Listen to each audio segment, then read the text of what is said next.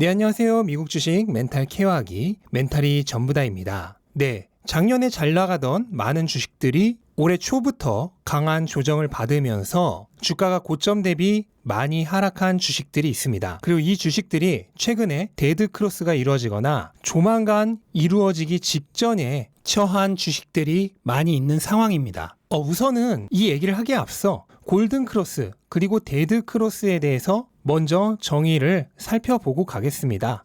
참고로 데드 크로스의 경우에는 원래 미국에서는 데드 크로스가 아닌 데스 크로스죠. 하지만 한국에서는 일반적으로 데드 크로스라고 부릅니다. 이 두 가지 크로스는 가장 의미 있는 단기 이동평균선과 장기 이동평균선의 교차를 뜻합니다. 말 그대로 크로스 되는 것을 얘기해요.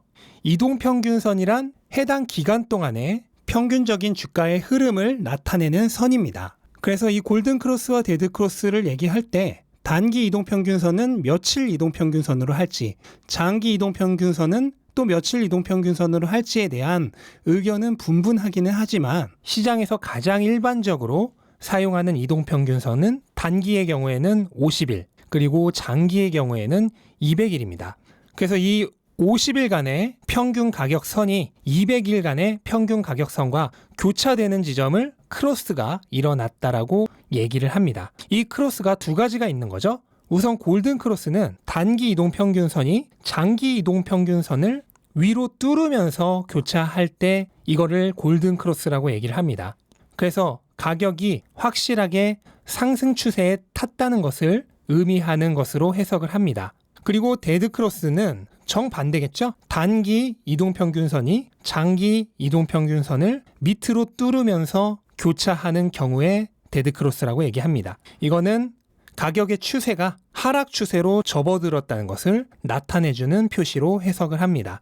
그리고 이 두 가지 크로스에 대해 조금 알아두어야 할 사항이 있는데요. 크로스가 일어나는 시점에 거래량이 많아야지만 이 크로스의 의미가 강한 것으로 해석을 합니다. 그러니까 거래량이 없이 이루어지는 크로스는 그렇게 중요한 지표로 보지는 않는 거예요. 또 크로스가 일어난 지점은 일시적으로 지지선이나 저항선이 될 수 있습니다. 그리고 이 크로스를 보고 추세가 변했다고 해석할 수도 있겠지만 대부분은 후행성이기 때문에 추세 전환의 신호보다는 이미 변한 추세를 다시 한번 강하게 확인시켜주는 의미가 더 강합니다. 그래서 만약에 데드 크로스가 발생한다면 이후에는 장기 하락세가 될 가능성이 있다는 건데 우리 채널 구독자님들도 가장 많이 가지고 계신 테슬라의 경우에도 보시면 현재 50일 이동평균선이 200일 이동평균선을 향해 밑으로 점점 내려오고 있는 모습을 보실 수 있을 겁니다. 그렇다면 이제 이대로 데드 크로스가 일어나는 걸까요? 그리고 데드 크로스가 일어난다면 그 이후로 테슬라는 장기 하락 추세로 접어들게 되는 걸까요? 바로 이 지점에서 골든 크로스 그리고 데드 크로스에 가장 큰 단점이 숨어 있습니다.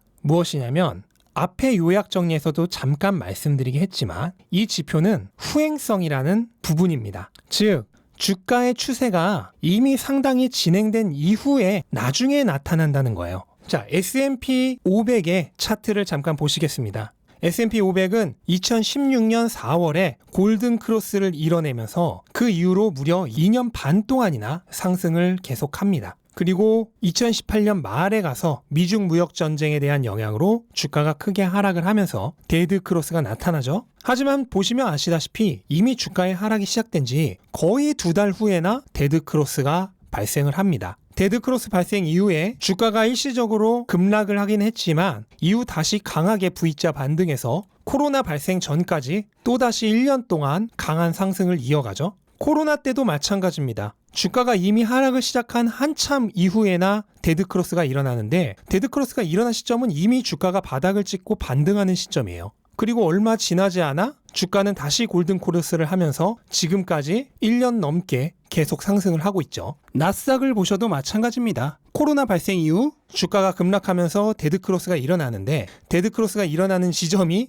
이미 반등이 엄청나게 진행된 이후죠. 그러다 보니 얼마 가지 않아 다시 골든 크로스가 나타나면서 이후 주가가 1년 동안 강하게 올랐죠. 이러한 현상이 일어나는 이유는 바로 평균 회귀의 속성 때문입니다. 단기 그리고 장기 이평선의 갭이 클 경우, 그러니까 강한 상승세일 경우 한 번 정도 강한 조정이 나오면서 두 이평선의 차이가 좁혀지는 경우가 있습니다. 평균 회귀하는 거죠. 이때 데드크로스 할 것처럼 단기 이평선이 떨어지게 되는데, 그러다가 조정을 끝내고 다시 상승을 해서 끝내 데드크로스가 이뤄지지 않고 스치듯 안녕하는 경우도 굉장히 많습니다. 페이스북의 주가를 보시면 팬데믹 이후 강하게 상승했던 페이스북의 주가가 무려 반년 동안이나 횡보에 들어가면서 단기 이평선과 장기 이평선의 차이가 서로 닿을락말락하는 수준까지 좁혀졌습니다. 이게 평균 회귀에 의해서 주가가 다시 돌아간 거죠. 하지만 상승 추세가 계속 중이었기 때문에 이후 과매도 지점을 돌파하고 나자 다시 주가가 오르기 시작해서 현재는 단기 이평선과 장기 이평선의 갭이 다시 벌어지고 있는 상황입니다. 애플의 가장 최근 차트를 봐도 이런 현상이 보이는데요. 애플 역시 팬데믹 이후 강하게 상승했다가 오랫동안 횡보 상태를 겪으면서 단기 이평선과 장기 이평선의 갭이 엄청나게 좁혀졌었죠. 그런데 최근 다시 주가가 반등 기미를 보이면서 단기 이평선의 머리가 위로 올라간 모습을 볼 수 있습니다. 이 얘기는 이대로 시간이 조금 더 진행되면 앞에 페이스북의 사례와 마찬가지로 장단기 이평선의 갭이 다시 벌어질 가능성이 굉장히 높다는 겁니다.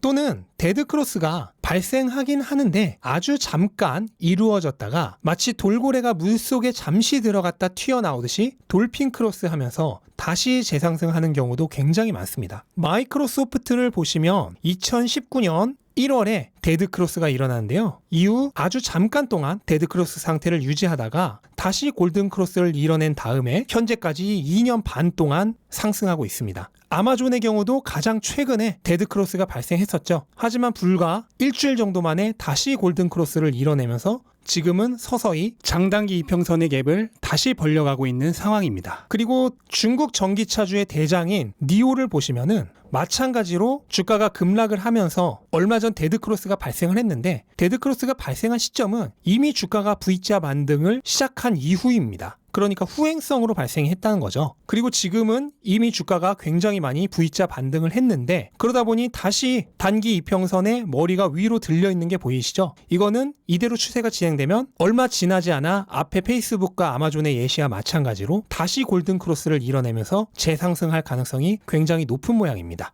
이렇게 강한 상승 추세에 있는 주식은 이평선의 간격이 좁혀질 때가 오히려 최고의 골든 타이밍인 경우가 많습니다. 단기 이평선과 장기 이평선의 차이가 굉장히 많이 발생한 시점은 어떻게 보면 거품이 굉장히 많이 껴있는 상황이라고 얘기할 수 있어요. 그러니까 이 장기 이평선 위에 있는 이 단기 이평선까지의 이 부근이 거품이라고 생각을 하시면 돼요. 하지만 이 차이가 줄어든다는 거는 거품이 다 꺼지면서 매도 물량이 나올 만큼 나왔다는 얘기가 되고 다시 올라갈 준비가 되었다는 뜻이 됩니다. 그래서 이 장기 이평선을 실질적인 기업 가치, 그리고 단기 이평선을 투기적인 가격이라고 생각을 하시면 조금 이해하기가 쉽습니다. 그러니까 현재 성장 중인 주식이기 때문에 미래 가능성을 보고 투기적인 가격이 기업 가치를 떠나서 먼저 상승을 합니다. 하지만 목줄 달린 개가 결코 주인을 벗어날 수 없듯이 언젠가는 주인과 다시 만나는 지점이 옵니다. 평균 회귀가 일어나는 거죠. 그러니까 먼저 앞서간 주가를 주인인 기업 가치가 따라잡은 것이라고 생각을 하시면 됩니다. 하지만 성장주들은 아주 천방지축인 강아지들이죠. 그래서 주인한테 다 따라잡히면 다시 앞서 나갈 가능성이 굉장히 큽니다. 그래서 이 장단기 이평선의 간격이 좁혀졌을 때가 오히려 주가가 다시 재상승할 가능성이 굉장히 높은 지점이라는 얘기입니다. 물론 차트 해석과 주가에 대한 판단은 각자 개인의 몫입니다. 자기 기준에 맞게 잘 해석을 하셔서 좋은 거래 하셨으면 좋겠습니다. 이상으로 영상 마치겠습니다. 영상 도움되셨다면 구독과 좋아요 부탁드리고 오늘도 즐거운 하루 되시기 바랍니다. 감사합니다.